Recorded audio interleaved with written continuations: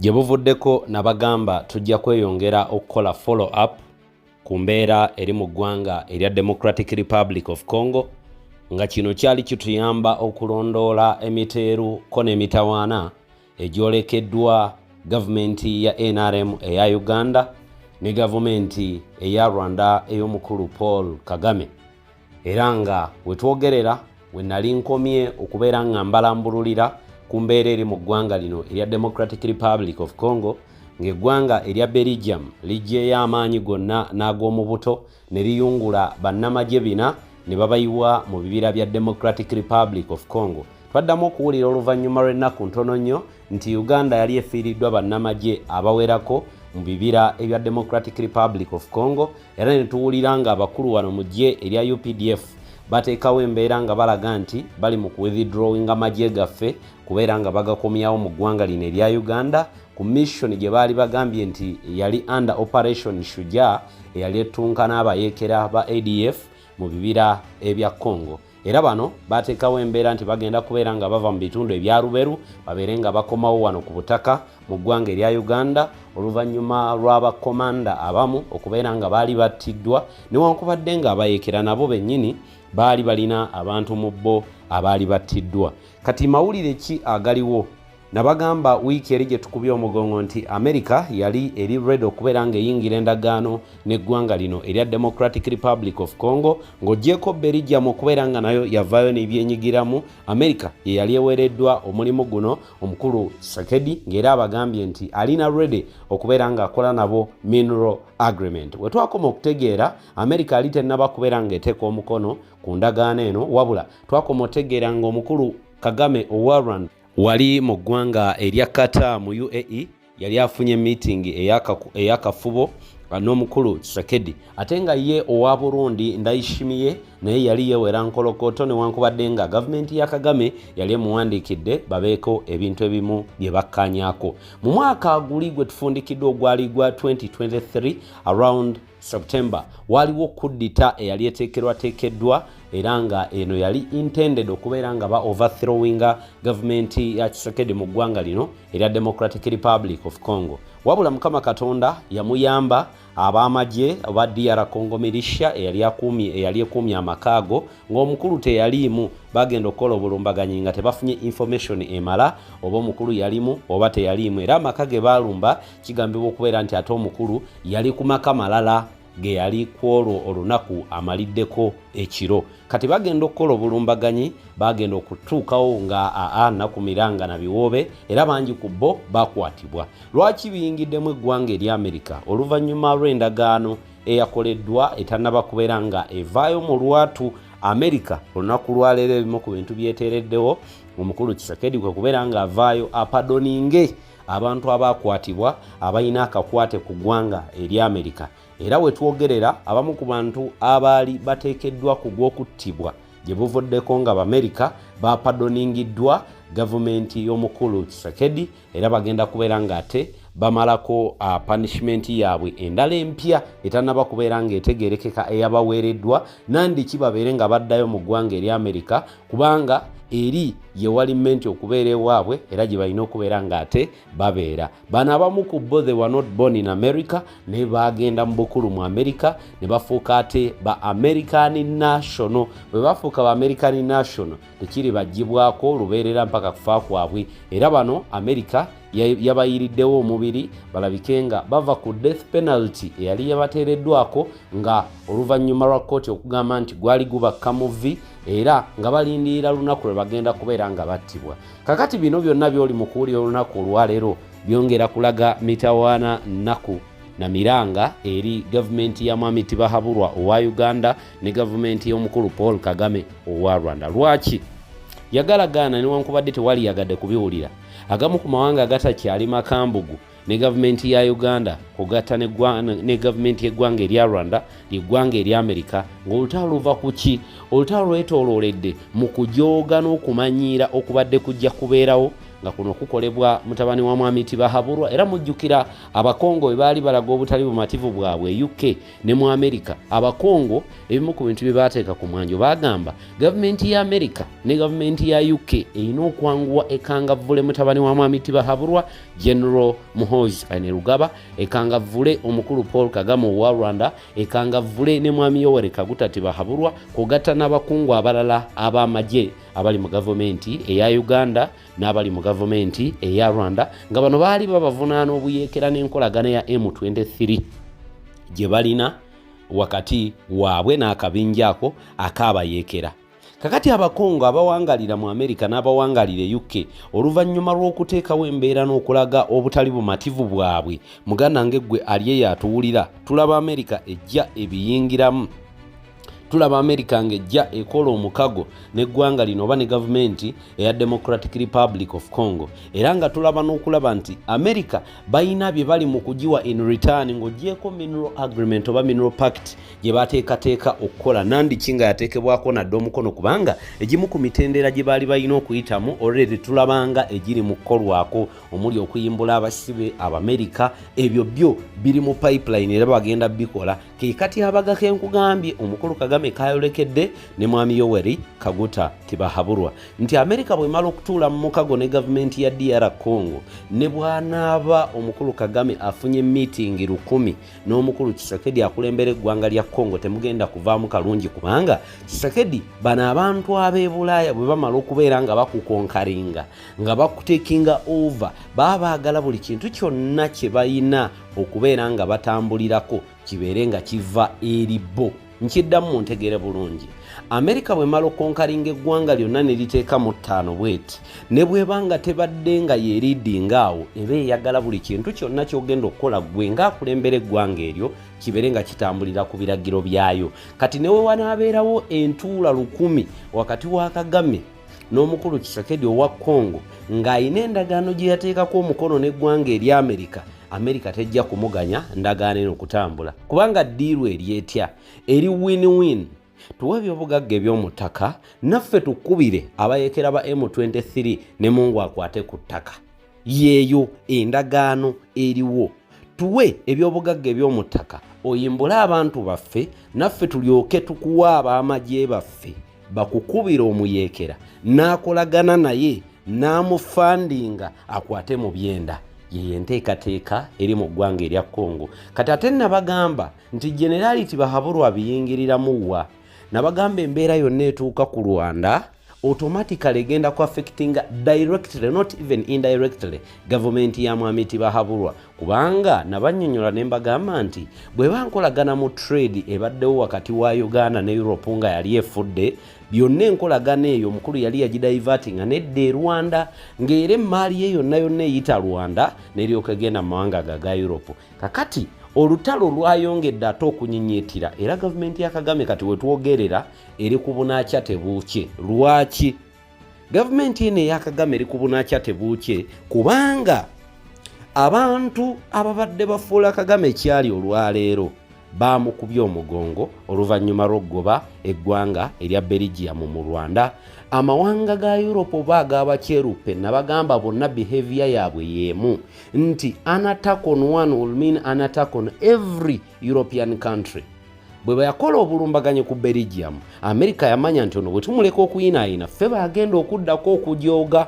Bwe yakola obulumbaganye ku Besigye ne UK nefuna mentality yeemu, kyova olaba UK eyayina obuyambi bwe yali ewaayo eri gavumenti ya Kagame yabukaatingirawo with immediate effect mu UK Parliament ng'etudde ne bagamba ono kaagobya aba Besigye naffe 1 billion eno gye tubadde tumuwa mu $, tugijjewo bunnambiro. Kati biliyoni eno y'emu ku buyambi oba oliawo bubadde bukwatibwa n'abuwa abayeekera aba M23. I'm assuming nti bwebubanga bumu ku buyambi obubadde buweebwayo eri abayeekera bano aba M23 oba buba buggiddwawo. Bw'aba abadde alina mineral pact ne European Union ng'alina mineral pact n'ab'endagaano y'ebyobugagga eby'omuttaka ng'atunda ekirungo ekimanyikiddwa nga coltan, EU Parliament negamba nti enkolagano eveewo with immediate effect, kiraga nti ebyobugagga byonna by'abadde atunda mu Europe bigenda kubeera tebikyafuluma, implying that there will be no revenue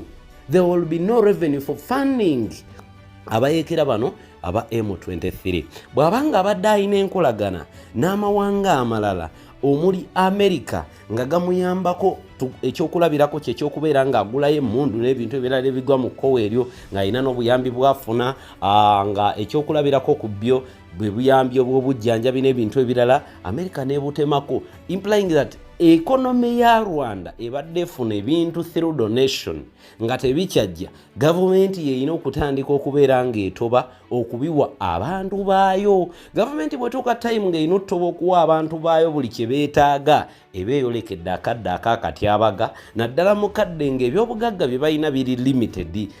Rwanda ebadde emanyikiddwa mu tourism ng'emu ku mawanga agali wano ku lukalu lwa Africa currently kuva mu 2022, era amawanga mangi gabadde gagendayo nga bakyerupe bangi nga bakyalayo. Naye olw'okubeera nti Rwanda eri mu lutalo, ate ng'olutalo lulimu omukono gw'Omumerika ne UK already are issuing a data alert ku gavumenti ya Rwanda. Amerika nekola kyekimu oluvannyuma lwa Kisekedi okuwoninga n'agamba nti ekigenda okudda mu y'ebiraka eri gavumenti ya Rwanda mu kirinde kigenda kuba kitokota. Kati mu buli ngeri omuntu yenna yali yagadde okugenda e Rwanda okulambula aba takyagendayo.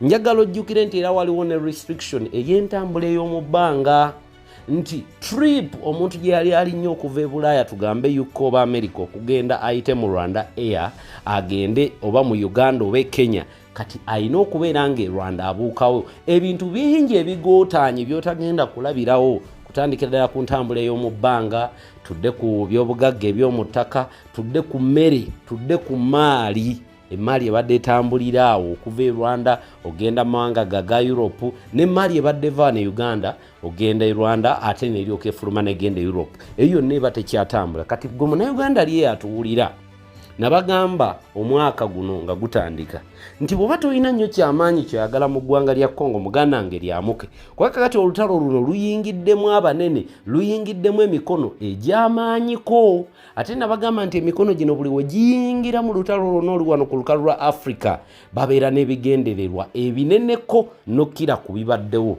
nti muyingira agreement nabo nga mutunuulidde bya bugagga bya mu ttaka byokka, but at the end of the day batuuka ne time ne bakonkalinga n'obeera nga gwe kennyini abadde n'obwannannyini naawe tebakyakuganya kubeera ng'obifunako kopi. Kati nina akatambi ke ngenda okuwa nga tufundikira vidiyo eno.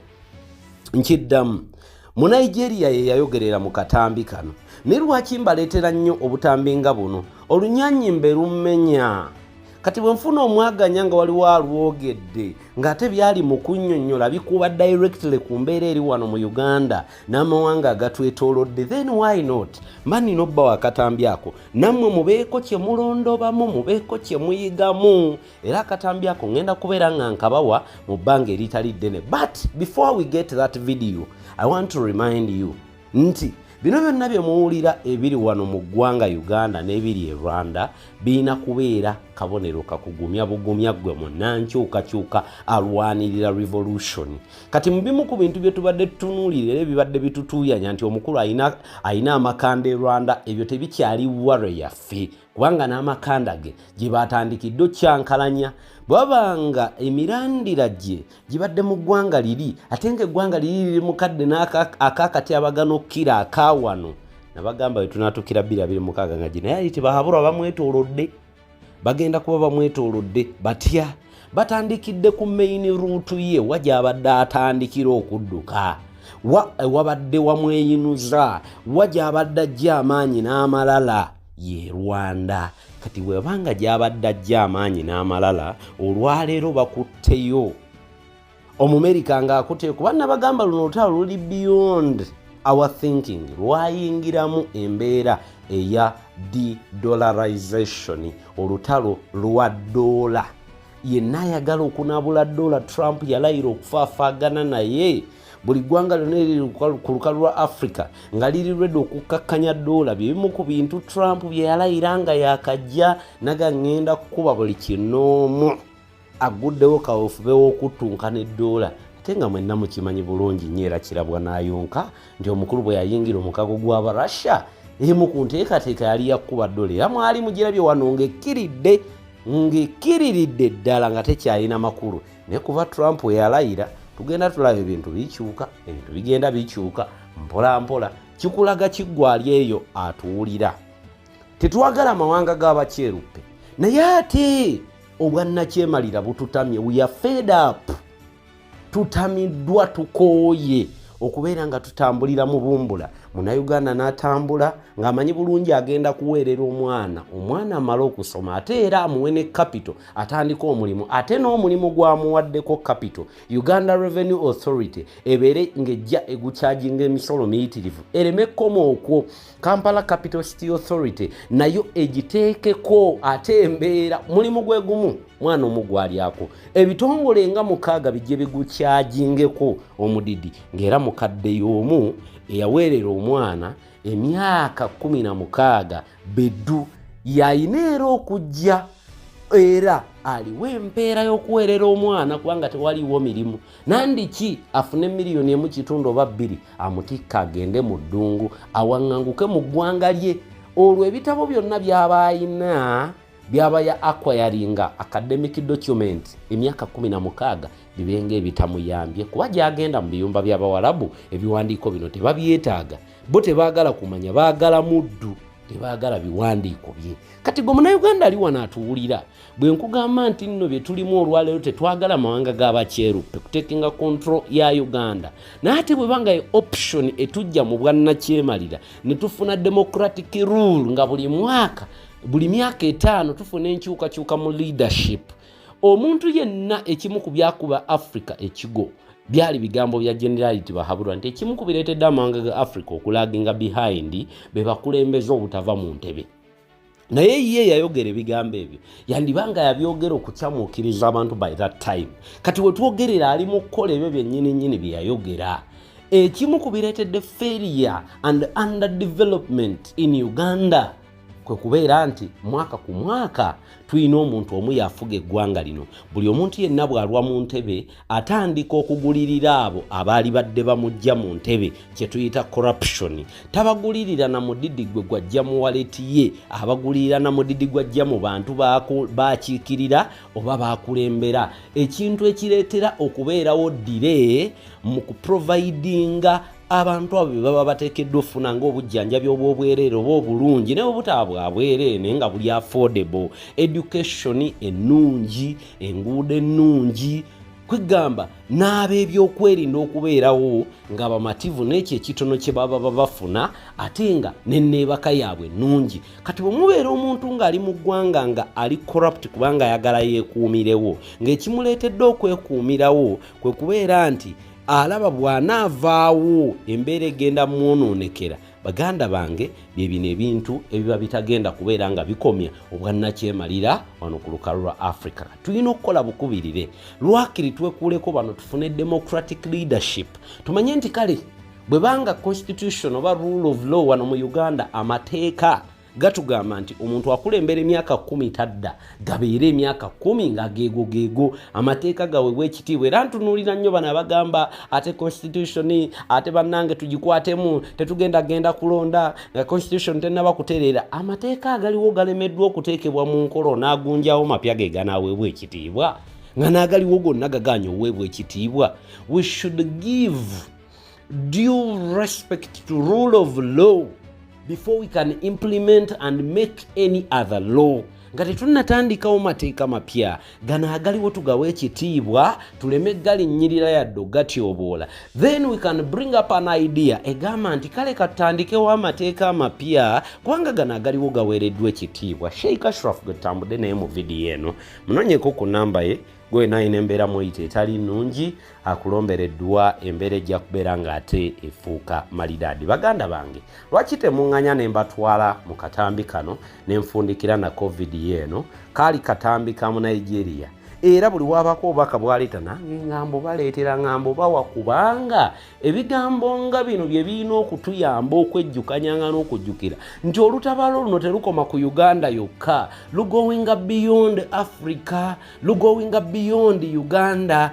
tulina okukitegeera nti ffeka tetuli mu mbeera eno nti tugirimu ffeka wabula n'amawanga mangi agatwetoolodde agali mu mbeera y'emu agalimu dictatorship agalimu embeera eya underemployment agalimu embeera eya unemployment agalimu embeera eya underdevelopment ebyo byonna biri mu mawanga agali wano ku lukalu lwa Africa bagamba ono alya n'oli alya yemmere egenda bwe kigwa ku mulirwano gwe n'otafaayo n'ogayaala like itono kiba kigenda tuukako ewuwo kubanga olutalo oluli mu Sudan ey'ekyemmanga olunaku olwaleero naffe lutwafekitinga baganda baffe abadde bajja bakakkalabya emirimu gyabwe ku buuyo obwo tebakyagikakkalabya ate ne gavumenti ya wano kirabira nti wabeerawo havoc ng'evudde ku yo eba tekyafuna revenue emala kubanga abantu ababadde bagenda bakolera ejjuba gavumenti ebadde ebafunamu kati bwe twogere baba tebakyagendayo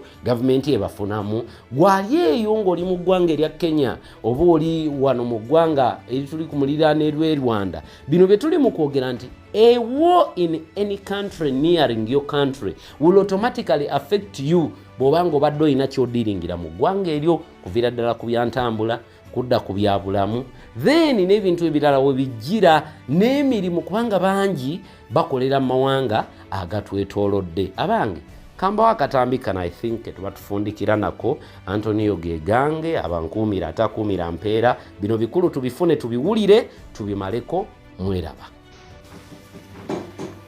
See, a minister collapsed in Africa. He was flown to France for medical treatments. So they deserve good life to be flown abroad. How about millions of people who cannot afford to fly abroad? These people don't care. They want to keep oppressing the masses. And you come here to tell me bullshit. This is why Europeans are far more better than European leaders. They share their resources evenly. So you see how selfish these leaders are. They think for themselves only. Their children, family members, the rest can go to hell. You see the mentality of only you want to enjoy good life. You want to visit, go to modern hospitals in Europe where you will have good health care. How about millions of people? They say you are supposed to lead by example. When you get sick, that's your knee problem. You are supposed to be operated in your local hospital. That is leading by example. When I heard that a minister was flown to France, I said, look at these people. Who are you deceiving? People who have no faith in their countries.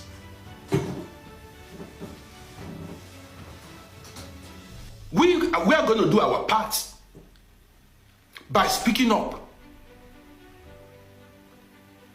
Let me go further.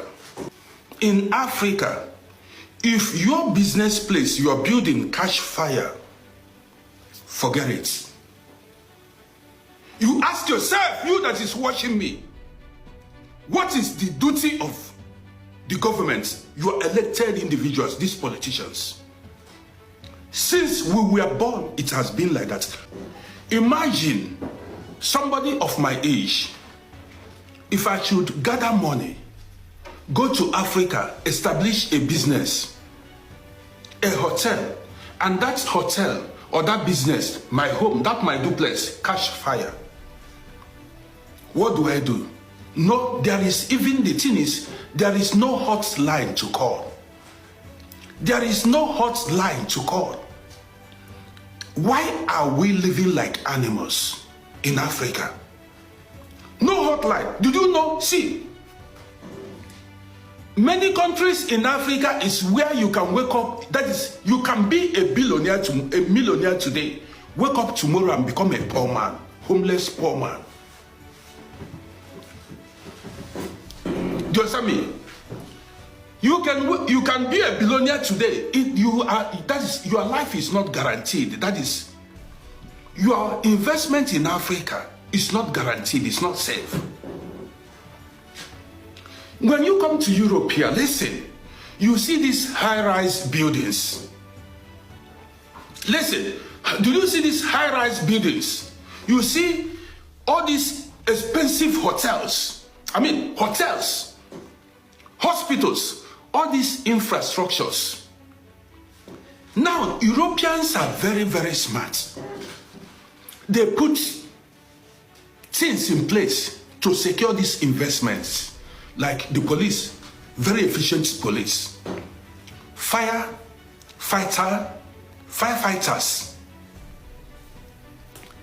ambulance, everything you need to protect life, they put it in place.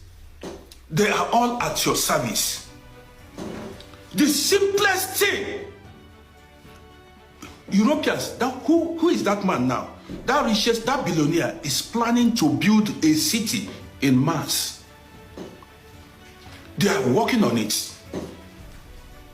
In Mars, the whole of Africa, the leaders, ordinary to give your people water, clean water, you couldn't. Give your people light, electricity, you are not. Even good health care is a shame. You get mad to come talk to me. It's a shame. I am not proud to be an African man. Now me they talk. There is nothing to be proud of being an African man. There is nothing to be proud of it. What did Africa do for me? Yes, sir. What did it do for me?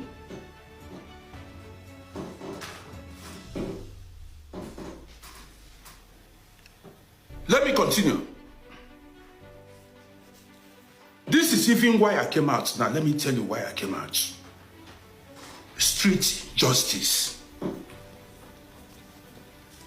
Do you know what I mean by street justice? I have every right to be upset.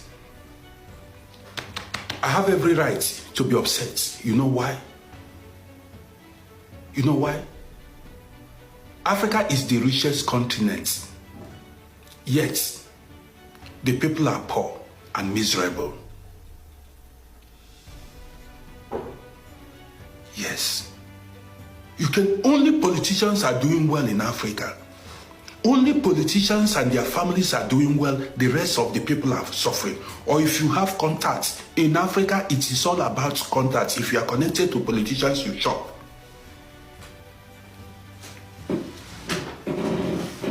I don't want to live in such a country where a politician, even the lawlessness in that continent is shocking. Everybody is not equal before the law. Everyone is not equal before the law. Politicians are above the law. High-ranking police officers are above the law. High-ranking military men are above the law. Billionaires, rich men are above the law in Africa. Let me tell you. In Africa, you've got to be, first of all, a politician. Have you seen any politician go to prison? I told you, have you seen any politician go to prison? Upon the money they steal, we don't even sugarcoat the words. Upon the money they steal, have you seen any politician go to prison in Africa? It's not possible. That is why I told you, they are above the law. They do what they want with impunity. Say nothing they happen. They will tell you.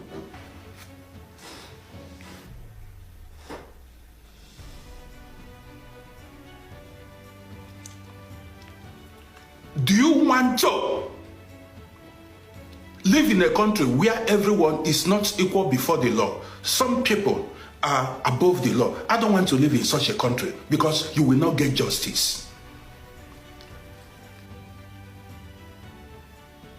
A black man, All what he knows how to do is contacts. Godfather, my godfather. Contacts. You hear them saying contacts. Contact. This is what you hear them saying. Contact, connection. You who you know. Godfather. I don't need any godfather in Europe here to thrive. In the West, we have equal opportunity. You will see small racism here and there. I don't need connection to thrive. I don't need to know any top politician to thrive.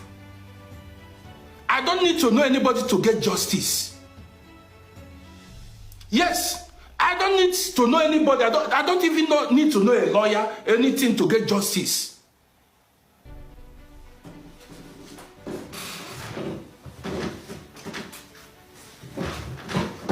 A country where if you commit crime and know somebody, a top-ranking police officer, a top-ranking military officer, you know a politician, if you commit crime, you will go free. And you want such a country to move ahead. You want such a country to move forward.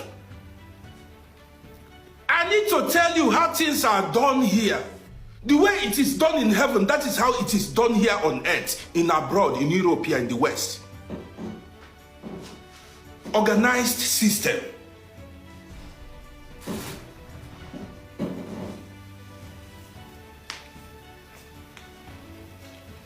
Okay, see, Seth, I don't get money. I don't have money. How can I survive in a country where the poor are oppressed? I don't have money. And I'm somebody who is outspoken. How can I survive where the poor, in a country where the poor are oppressed? They threaten you with arrest. Oppressive system. People who practice democracy, but they do not know what democracy is all about. They do not know what freedom of speech is. You speak, they intimidate you, they send the police after you. See, this is dictatorship. Tyrants are in power in Africa. Tyrants. You speak. Do you know what they want? They want to silence you. They want to keep you poor and miserable. They don't want you to have a voice. That's what they want to do. Be poor and miserable. Don't talk. If you talk, they use police and come and intimidate you.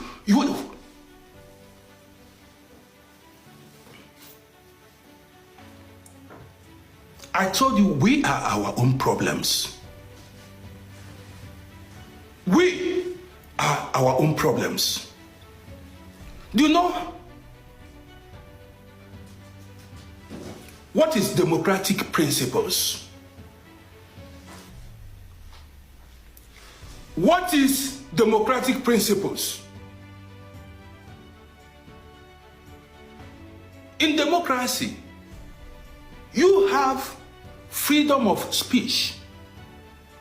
Number one, go to so many countries now in Africa. What they are doing is they want to silence the opposition.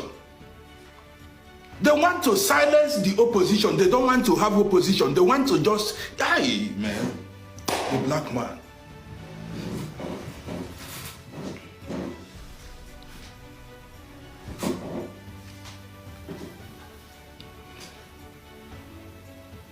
See, I'm going to continue talking about Africa because I was born in Africa and I benefited nothing in Africa. But in Europe, Europeans took care of me. My ancestors did not come from Europe. But I came here, Europeans took care of me. The country I was born in, the country I grew up, I did not benefit this thing. Nobody gave me big for free. No free education, no free health care. Nothing. I did not get. Come and tell me something. What do you want to tell me? What do you want to tell me? It's not even about monetary help. It's not even about financial help. They don't even care about you. Is that not hell? They don't even care about you. Normally, no African man or woman is supposed to apply for refugee status. But because the leaders are wicked, they eat that money on their own. They are greedy, they are selfish. I know what I'm talking about. These leaders have done worse than colonizers. These leaders have done worse than colonizers. They have done worse than slave merchants. They have done worse than...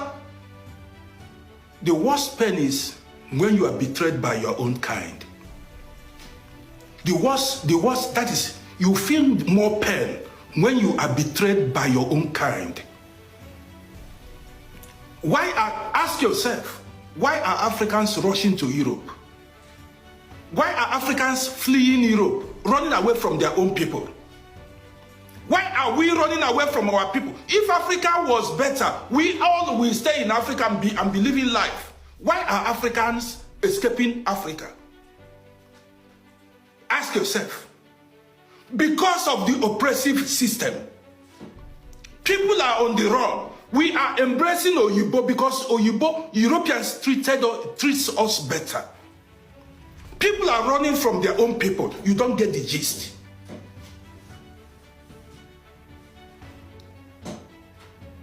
We are running from our own people. The brutality in Africa, the brutality.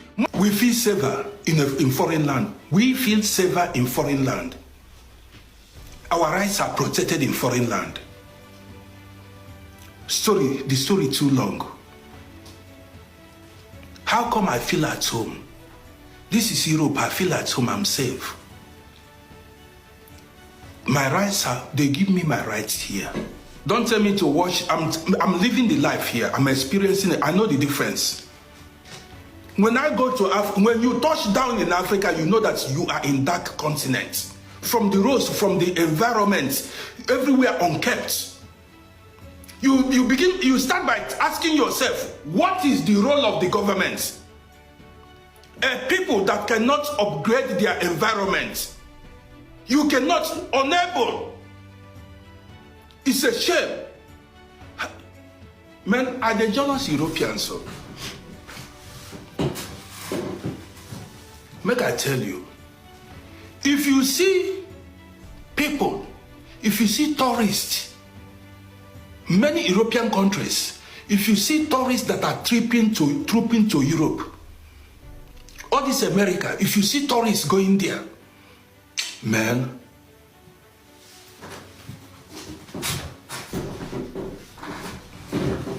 somebody say Europeans came to steal from. Okay, let me ask you. You said Europeans came to steal from. How many things were your scientists able to, African scientists, how many things did you discover? You have crude oil under the ground. You were not able to discover it. Diamond, you couldn't discover, you couldn't process. There is nothing you were able to, even all the mineral resources you have. What is it called? Zinc, all of them. This telephone we are using, the airplane, all the materials they use in manufacturing these things came from Africa. They are there, but you don't know how to process it. You don't know what it is used for. Which school, what is the purpose of the school you went was in vain. What you are good at is to come and tell somebody he's an illiterate because he did not speak good English. You are an illiterate. You are an illiterate, you did not speak good English. What have you invented? First thing you come here to tell people now, you are an illiterate, your English is not good. What have you invented? Even the crude oil you couldn't even extract from the ground. You don't have the machines. Which machines have you built? I want to be a lawyer. You be a lawyer. See, you say you are educated. Look at your environment. You know the shame? Upon your education, look at your environment. See where your parents are living. See where your sisters are living. The African people have no shame. These leaders have no shame. Look at your environment. Shameless people. Look at where your daughters, your sisters, your people are living like animals. Your people are living in dirty environments. No light, no water. You know the shame.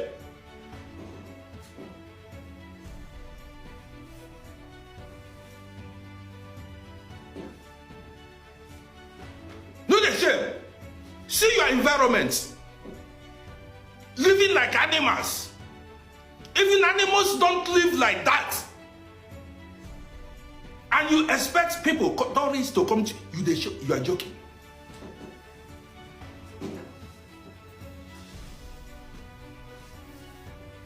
All of you watching me from different countries, travel home, go see the roads, the chaotic situations.